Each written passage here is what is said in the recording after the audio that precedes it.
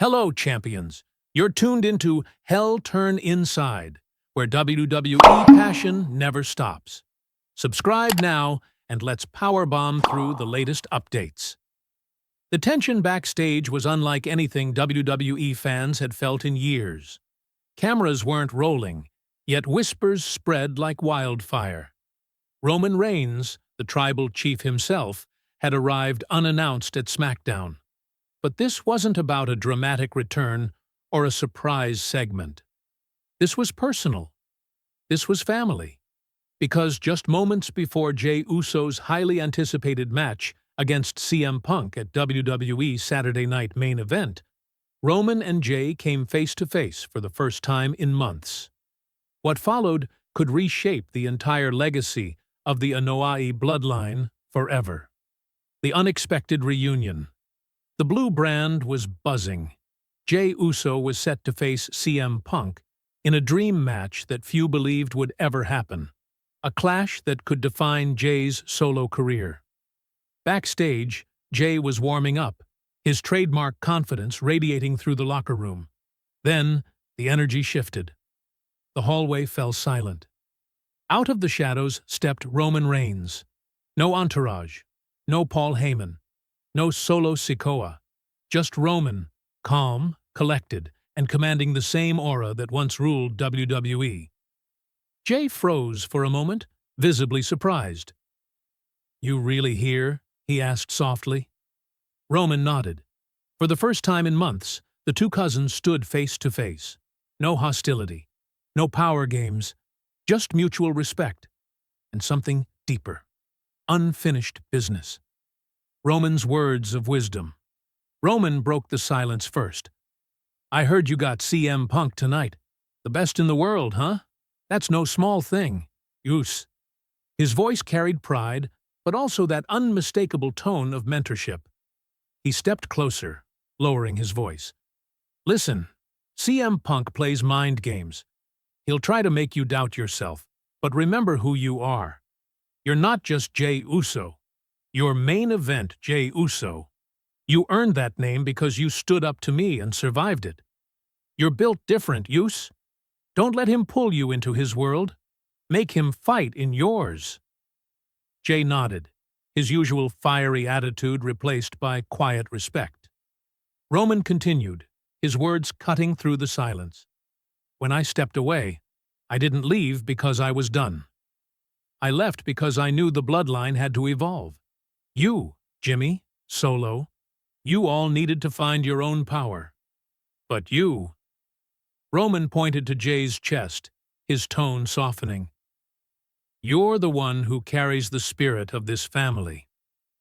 For a brief second, emotion flickered in Roman's eyes. He wasn't speaking as the tribal chief anymore. He was speaking as a brother, a cousin, a leader passing down wisdom. "I'm proud of you, Use." The words that changed everything. Those 5 words, "I'm proud of you, Jey," hit harder than any spear or Superman punch. Years of rivalry, betrayal, and redemption seemed to wash away in that single moment. This was the same man who once demanded Jey bow to him, who tested his loyalty time and again. And now he was acknowledging him as an equal.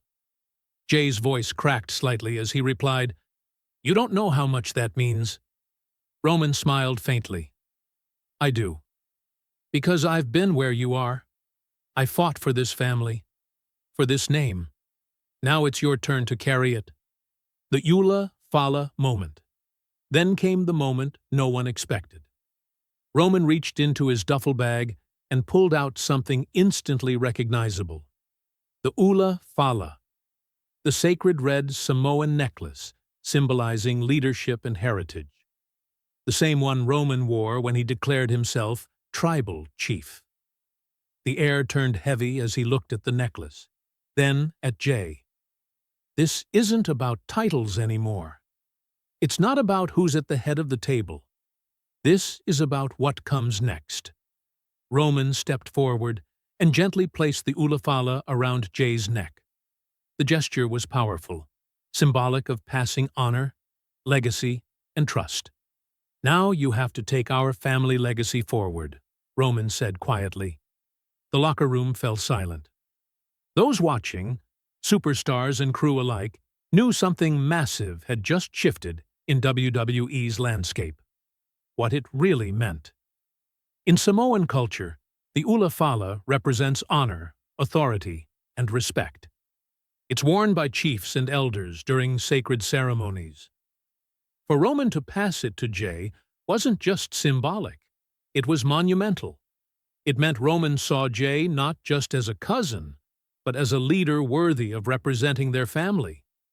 Yet, Roman never said, "You're the new tribal chief." Instead, he said, "You have to take our family legacy forward." That single line spoke volumes. It wasn't about power, it was about purpose. Roman's era may be evolving, not ending. And who better to carry that evolution than Jey Uso, the man who defied Roman, walked away from the bloodline, and proved his worth on his own terms. The CM Punk factor. But Roman's timing wasn't random. He knew exactly who Jey was facing that night, CM Punk, the best in the world. Roman remembered Punk well. Back in the Shield days, Punk taught Roman what mind games could do to a competitor's focus. So when Roman told Jey, "Make him fight in your world," it wasn't just advice, it was a battle-tested lesson. He was preparing Jey not just to win a match, but to defend his family's pride. That Ula Fala wasn't just decoration, it was armor. Backstage reactions.